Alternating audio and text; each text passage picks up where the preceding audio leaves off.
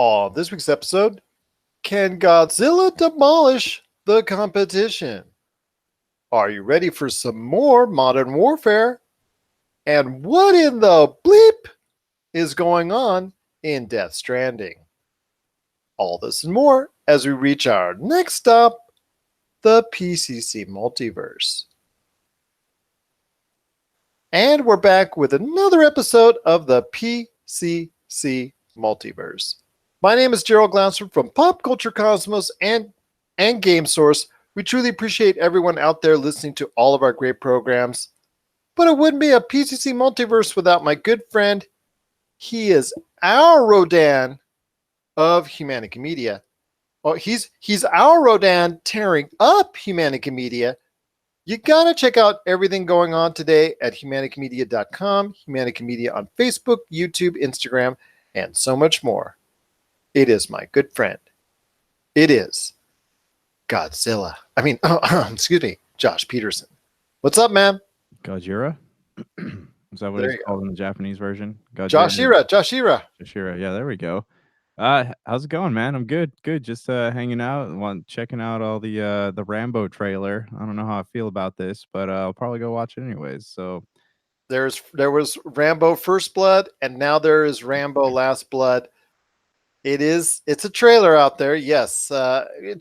It's coming to a close. He's at the point, Sylvester Stallone, where he's just trying to finish off all of his characters. And you see that these days from Harrison Ford, Arnold Schwarzenegger. They're all trying to finish off their characters and get that last little chunk of change before they go ahead and head on out to whatever retirement type of activity they want to do. But yes, we've been seeing that a lot. We've been seeing that a lot lately. In fact, recently Harrison Ford has stated that no one will take the mantle, in his opinion, of Indiana Jones if he can help it, even after he dies. So, hey, be that as it may, they're all finishing off their glorious careers, and with the trailer for Rambo Last Blood is available. You can check it out off of our Pop Culture Cosmos Facebook page, indeed. But it is going to be a great episode of the PC Multiverse. I have Stereo Monroy coming up with their thoughts on third-party gaming for E3 2019. Also, as well, we've got our good friend Salvador Villa talking some great board games because International Board Game Day is coming up this weekend. He's so excited for you. He's so excited for it, and he's going to tell you what games to look out for International Board Gaming Day coming up this weekend, like I said. Plus, also as well, we're going to play a portion of Josh's interview with M Cable. I'll let him talk a little bit more about that here in a couple minutes. And then also some great stuff going on as we talk some Modern Warfare, some more Avengers, and also some Death Stranding as well. But first, my friend, it is going to be another big weekend at the box office because Godzilla, King of the Monsters, with what I would consider one of the best trailers so far in 2019 to come out. I was very impressed by it, even though I had really just zero interest going into watching any other Godzilla movies after the debacle of a few years ago when the second rebooted Godzilla movie came out, because there was a first rebooted Godzilla movie back many years ago with Matthew Broderick. So I want to ask you, my friend, are you excited? What? Said Matthew Broderick, classic movie. Not even really Godzilla, but it's a classic movie. Classic 90s. If you say so. Okay. I've seen it. If you say so. But anyways, I digress. It is going to be a big weekend for Godzilla, King of the Monsters.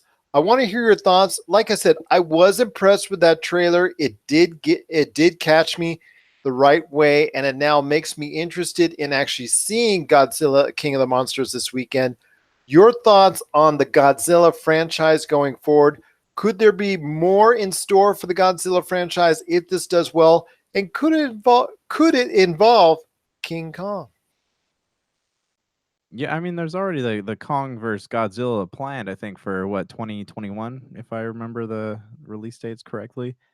No, but I mean, what's weird about this is they have Godzilla, King of Monsters, and he actually is fighting all the monsters in this one. So what's left to conquer with the sequel. So it's kind of all the different Japanese Godzilla movies. He's fought one or two of these monsters, but now he's fighting them all at once. So it's kind of weird to if they're planning on having a whole monster franchise happen around this. So what's next? What's left for him to fight after he fights these? Obviously, he's going to fight King Kong, but for what reason is he going to fight King Kong?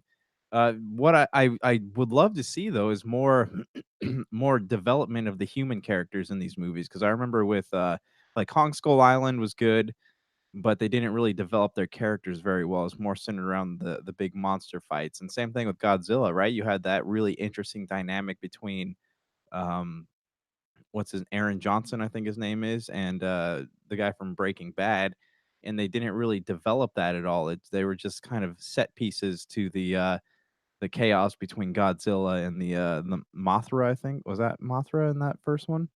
Mothra, that's correct. Yeah, so I don't know. Like I love the tone of the movies. I love like you said, the trailer was really great. The soundtrack looks really cool. It looks like a visual feast, and I really hope to see it sometime next week. But uh yeah, I'm on board, man. I'm fully on board. How are you feeling about it though? Like I said, the like I said, I had zero initiative to go ahead and see another Godzilla movie after two what I feel are subpar movies as far as the Godzilla genre is concerned. I preferred the Godzilla movies from the 60s and the 50s as far as that's concerned over anything that had been produced as far as either the 90s film or the movie that came out earlier this decade. But then I saw the trailer, and like I said before, it did catch me in the right way. I am kind of hooked on going to see it now. They are reeling me in ever so carefully.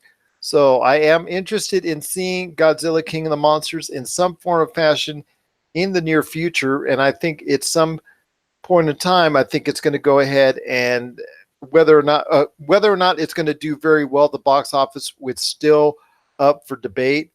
It is going to do about $50 million this weekend. It's projected to do so, which is okay. But for a larger production scale type movie, that may not be enough to get enough interest overall. We'll have to see how well it does overseas, because the future of the Godzilla franchise is probably riding on this very movie. Yes, it still got yes, Godzilla still might appear as a sidekick or something of that nature, as as they battle off against King Kong. But it, to me, I think no matter how much you and I want to go see it, I still think at this point in time the results will lead people into thinking that King Kong is going to take the lead as far as that type of genre being the character that people want to see more than Godzilla, which is unfortunate, because in Godzilla King of the Monsters, it looks like they're pulling out all the stops and not just having one, two, three, but it looks like even more monsters face off against Godzilla. So to me, that looks very, very interesting, but it does not look like it's going to be able to garner huge money at the box office, which this movie sorely needs, because the production budget, my friend, it's not the old knock over the cardboard buildings like in the past. This takes some real financial heavyweight power behind it, and in order to get it done, you got to get some nice returns. And at this point in time, even though you and I both want to see it, I'm not sure it's going to lead to anything long term for the Godzilla franchise, other than a guest appearance on an upcoming King Kong movie.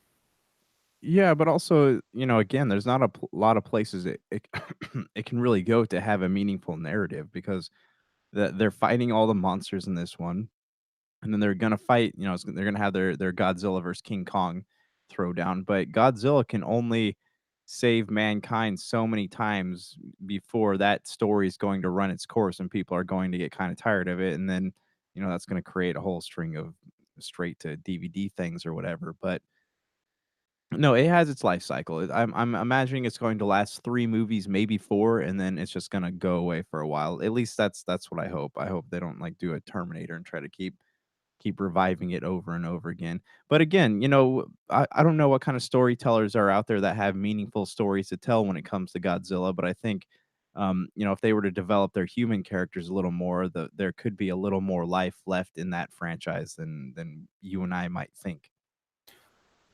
You know what? I agree with you on that. There could be a little bit more than what we are thinking off the top here, which means they would have to go outside the box with something different than what has already been seen from the Godzilla franchise. But there could be a different way to approach the Godzilla franchise, but I haven't figured out what. And it looks like not anybody else has either, because while King of the Monsters looks appealing to us, it still looks like it's, they're battling and destroying cities, and it looks like something we've seen before, maybe from a little bit of a different perspective, but not too deviant. Not It doesn't deviate too much from what we've seen already as far as a narrative, like you said, from the Godzilla franchise, from either the recent or distant past. So I am still hopeful that Godzilla King of the Monsters will do well overseas to warrant a future in the Godzilla franchise, because it doesn't look like it's going to get the great or huge numbers here in the United States that I think it needs to. So let's hope that overseas can carry it, which sometimes, some movies have had that luxury of doing so, and sometimes continuous movies get greenlit and greenlit and greenlit because of the fact that they're doing well overseas and they don't necessarily do well here in the States. So I'm hoping that Godzilla King of the Monsters will get some love overseas to the point where it will necessitate more movies in the franchise. But as of now, Godzilla King of the franchise is in theaters. It's getting okay reviews, not too bad. People are enjoying it as a popcorn flick, which is what it should be, which is what it was meant to be, and which hopefully will translate into a movie people want to see a little bit more than what's anticipated from what we see at box office analysts right now at this point. Yeah, let's hope so. Because I mean, the movies are entertaining and they're not superhero movies, and they're things that at one point seemed, yeah, but I mean, they seemed hokey at one point, right? When like the Matthew Broderick Godzilla, and then we got Godzilla 2000, which was basically like a hyper Americanized version of the old Godzilla flicks that they showed in Japan.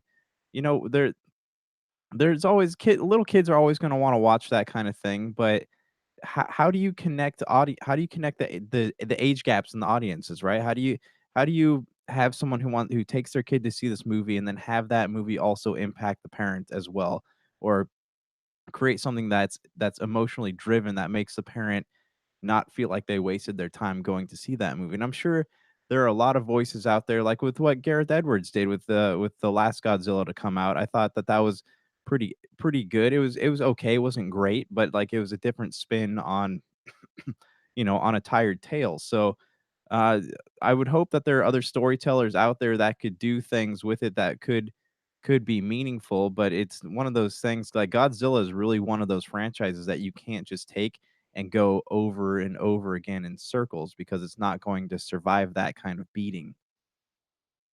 I agree. It's not a strong enough franchise for it to go ahead and be able to, be able to stand up under the weight of all those expectations if it has a lot of expectations.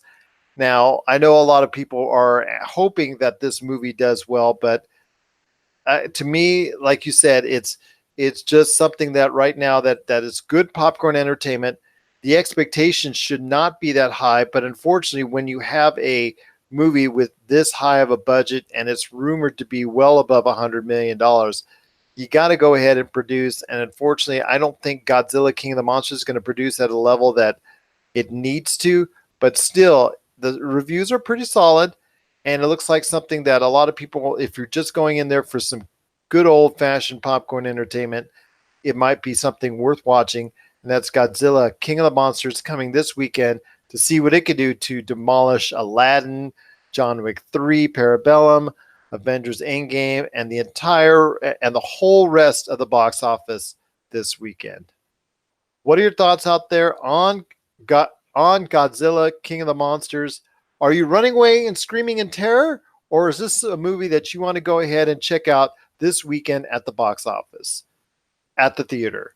Share us your thoughts, popculturecosmos at yahoo.com. Also, as well, Pop Culture Cosmos, Humanity Media, and Game Source on Facebook, Twitter, and Instagram as well.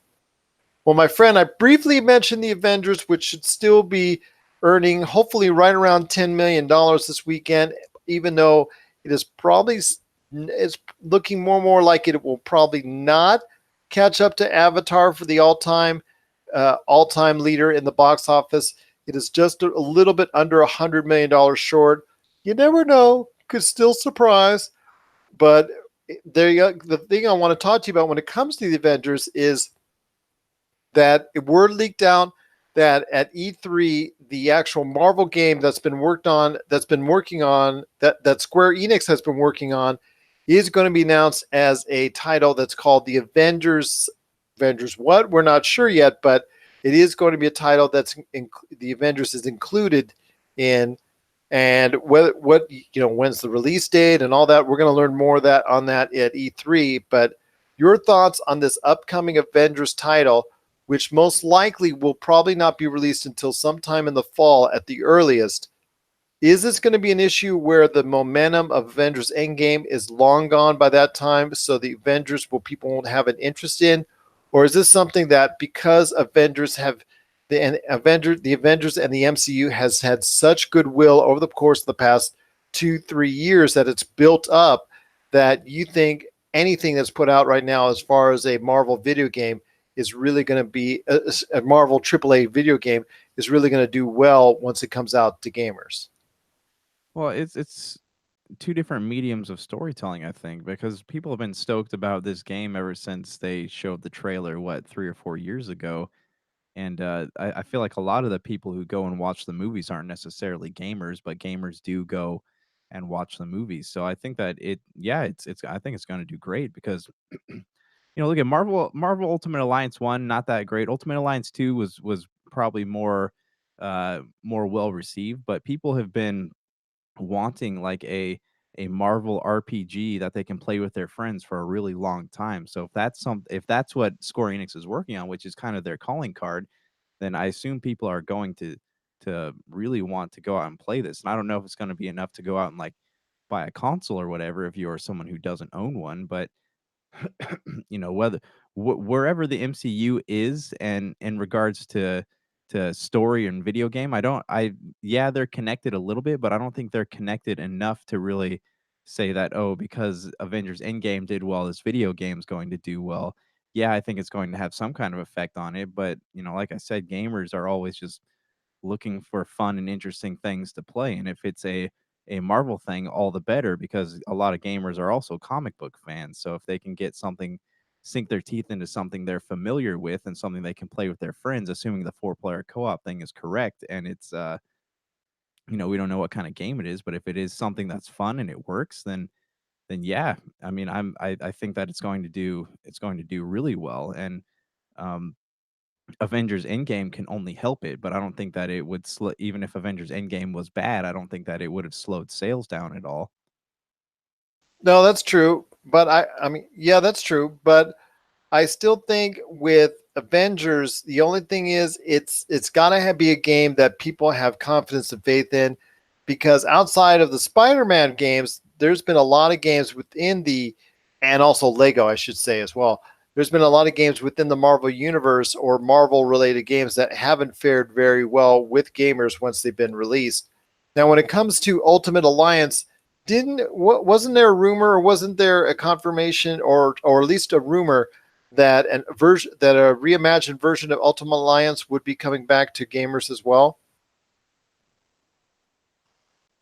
Well, Ultimate Alliance 3 just came out on Nintendo Switch. I thought it was exclusive to Switch, but yeah, that just came out. And I remember that game. The issue with that was that it's top down, so not a lot of people really liked those kind of top down controls and the way the camera kind of if your guy got stuck behind something, it's hard to see. Almost Gauntlet style.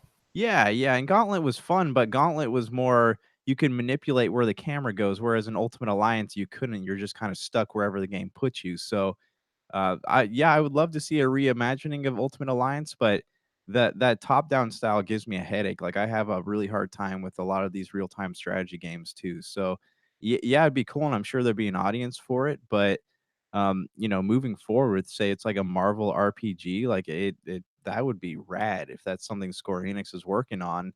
Um, something that has, like, a legit progression system, something you can play with your friends, something that's got good graphics, good storytelling, maybe it looks like a Final Fantasy game.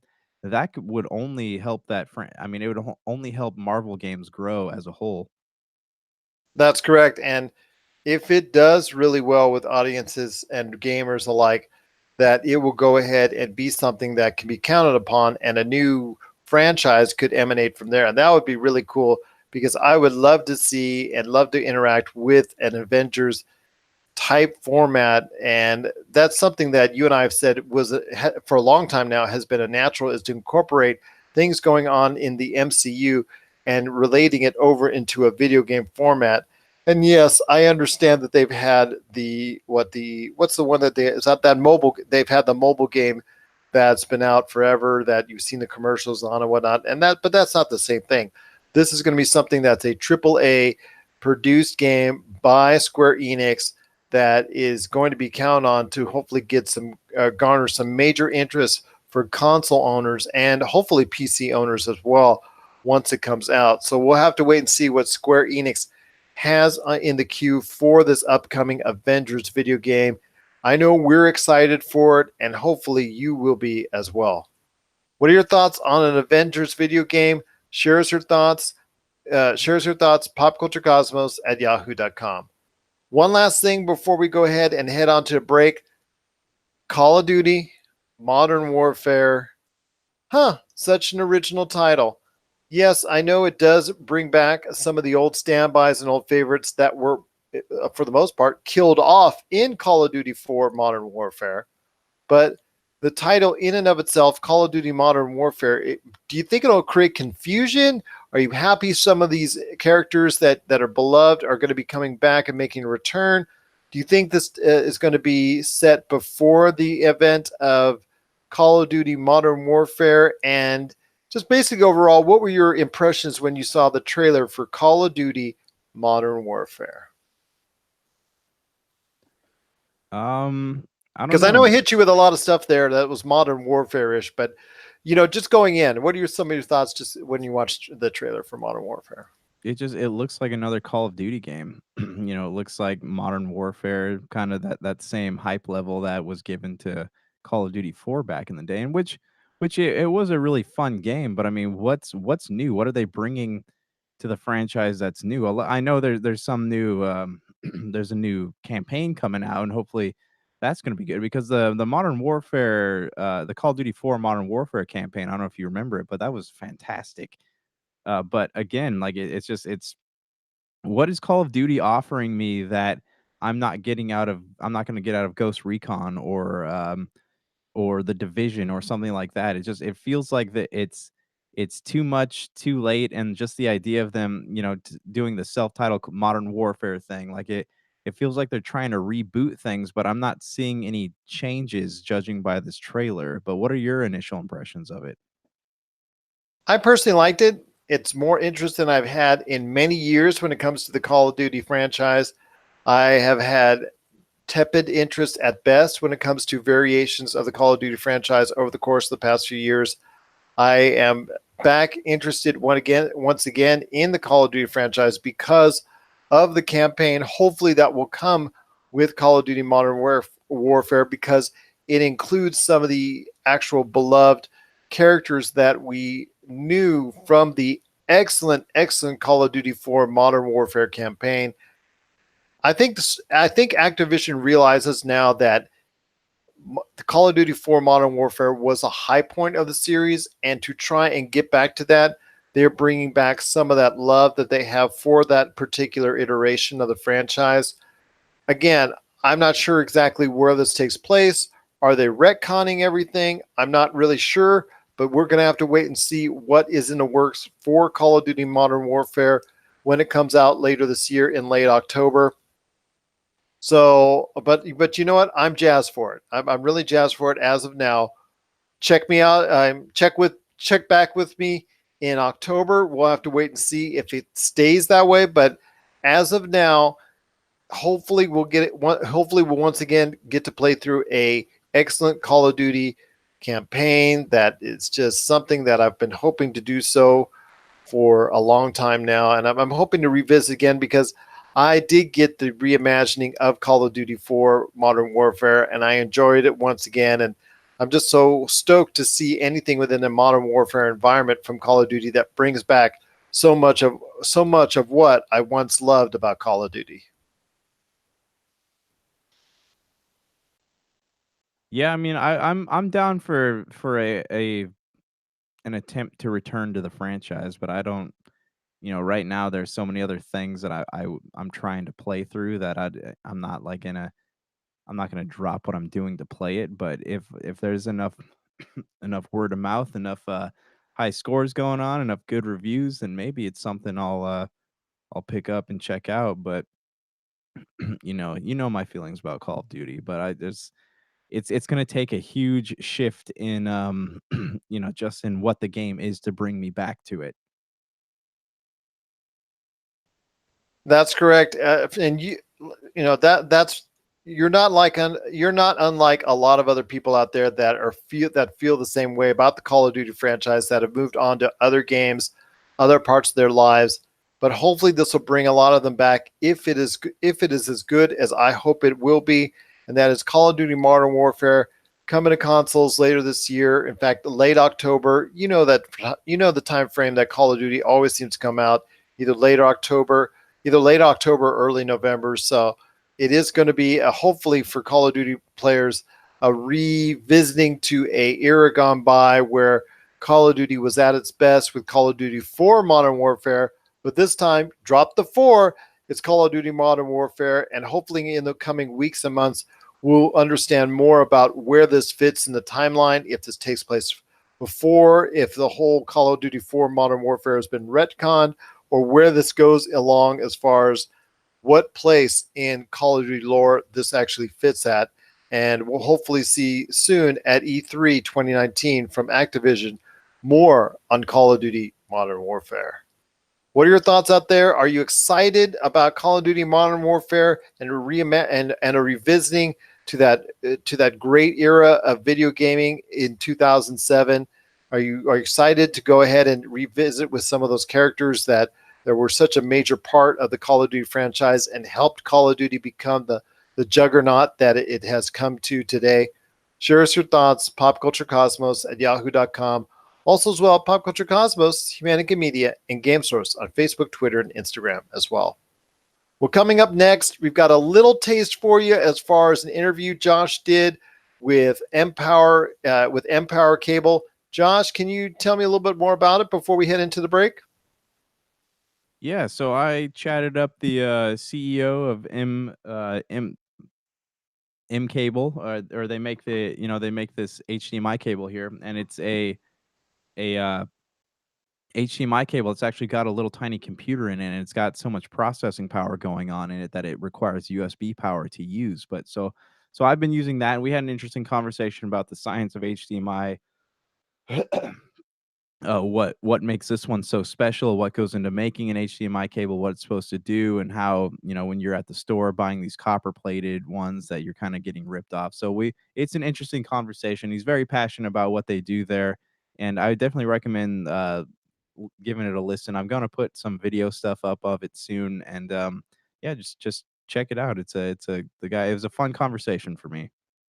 Absolutely, and we're going to have a taste of that interview coming up next. And right after that, Stereo Monroy, Tony and Jamie Monroy coming up with their thoughts on E3 2019, and our good friend Salvador Villa coming up right after the break as well, coming up on the back half of the show as well with his thoughts on what board games to get for International Board Game Day, and also Board Game Day coming up on the back half of the show.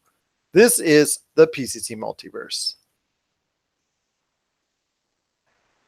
And I want to thank Josh. Oh, and we're back to close out the show. This is the PCC Multiverse.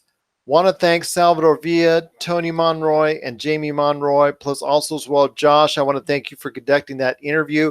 To hear the entire interview in its entirety, it's going to be dropping next week. I believe going to be dropping on Tuesday, right on our Pop Culture Cosmos podcast outlets, because we're on so many different other one different because we're on so many different ones that are including Apple Podcasts, Bullhorn, Podbean, Stitcher, Pandora, um, and so many others.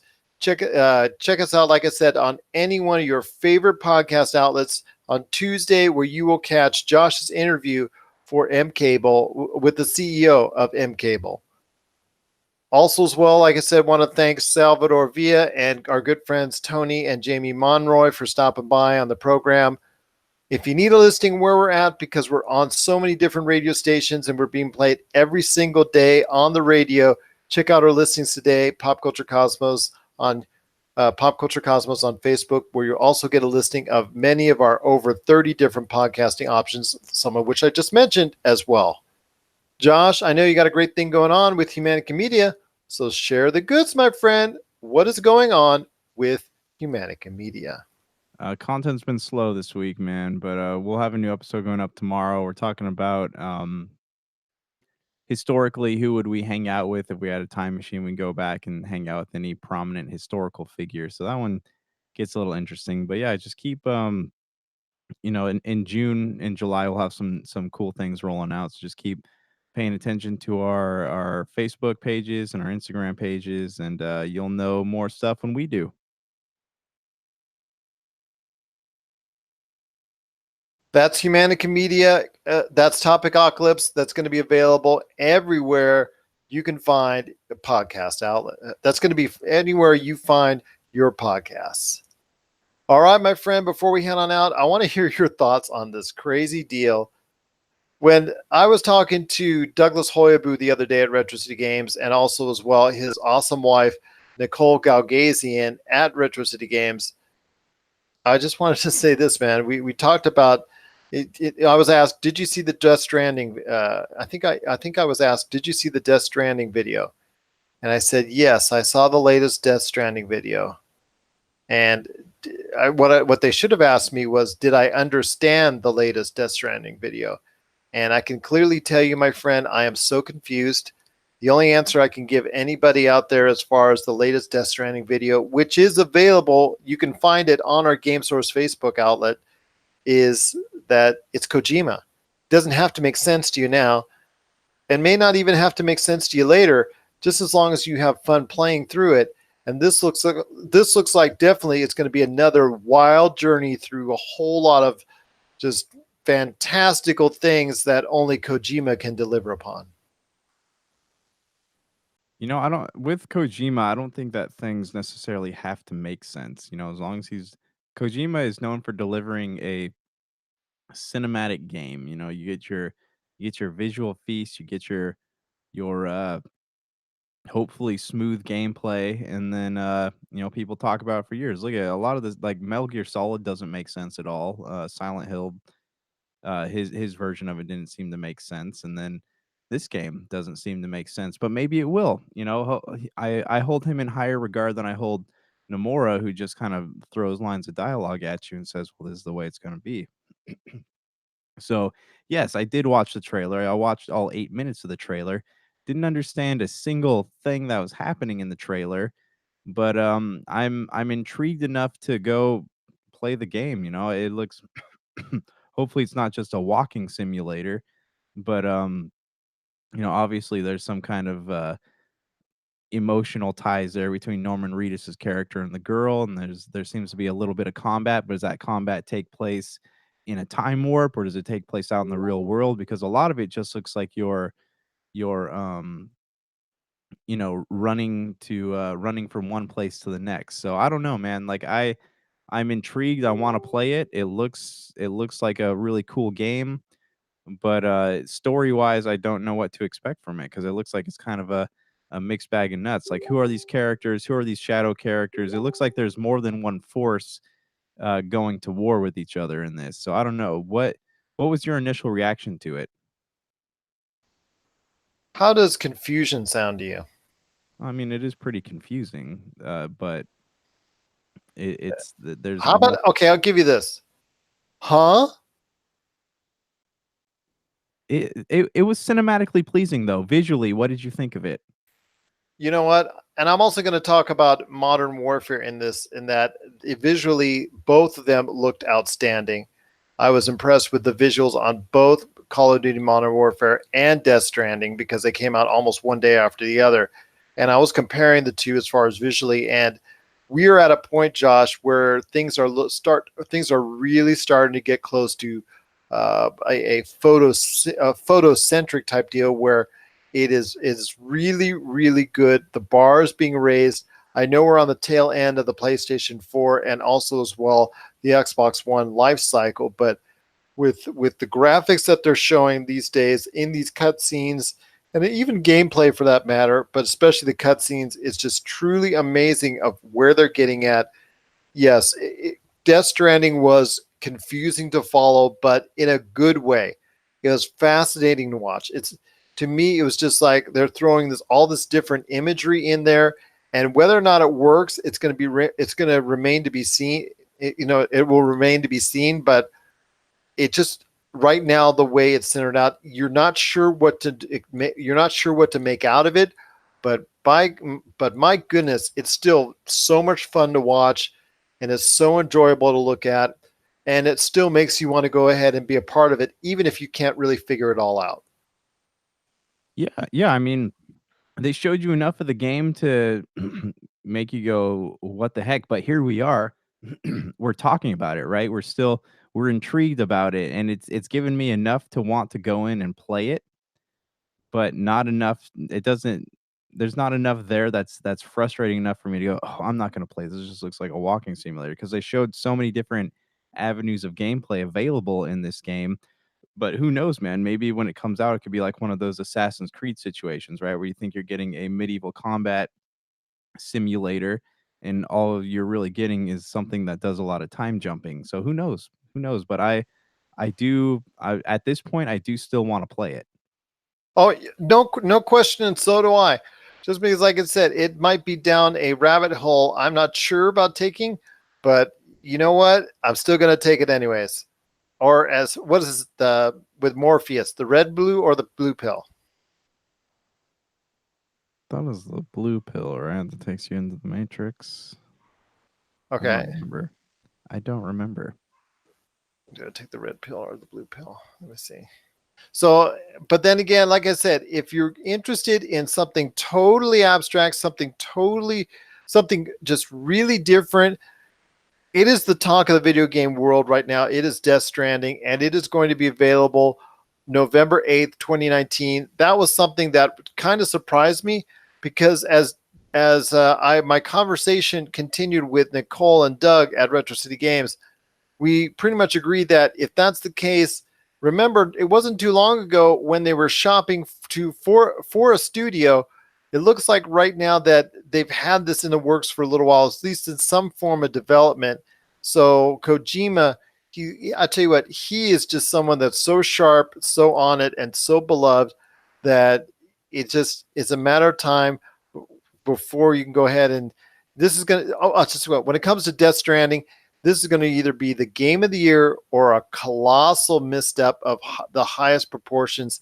But even if it's like something so confusing and so out there that you just don't get, to me, it's like a car crash and that you just can't stop looking at it. So it is Death Stranding. It's going to come out November 8th this year. Just really surprising that it's going to come out this soon. I thought it was still going to be something like this coming out next spring or something like that. But you know what? It is going to be something that a lot of people are looking forward to. Kojima does have his fans very much so, and that they really will follow anything, especially after his success in the Metal Gear series. So I'm definitely looking forward to what Kojima has to offer. And whatever boundaries that he couldn't cover with his time with Konami, he is sure going to be making up for it with Death Stranding. So I am very intrigued by seeing what's coming up this November when it concerns Death Stranding. I just can't figure out what's going on with it right now. And but if you can figure out what's going on with Death Stranding, please let us know. PopCultureCosmos at yahoo.com. Also as well, Pop Culture Cosmos, Humanity Media, and Game Source on Facebook, Twitter, and Instagram as well. We've got a great show coming up for you on Monday. We're going to recap some of the things that went on this weekend at the box office. Plus, also as well, we got a great song from Carrie Music, and also Racing, and also Racing Chew of the Legacy Show. He comes back on with us on the Monday show. He's going to be talking a little bit about AEW, All Elite Wrestling. I asked for somebody out there to give me some insight on All Elite Wrestling, and he does so indeed in spades as he comes onto our show. He's going to be coming on our show on the Monday program and talking to us about his thoughts on their most recent Double or Nothing show, but also the future of All Elite Wrestling. Him and I are going to break down what needs to be done, what was right with AEW, what's right with AEW, what needs to be fixed with AEW, and if they have a viable chance and opportunity to compete with the WWE at some point in the future. So check out that on Monday's show. Also as well, again, another great song coming up from Carrie Music on Monday's show as well. Any last thoughts on the way out, my friend?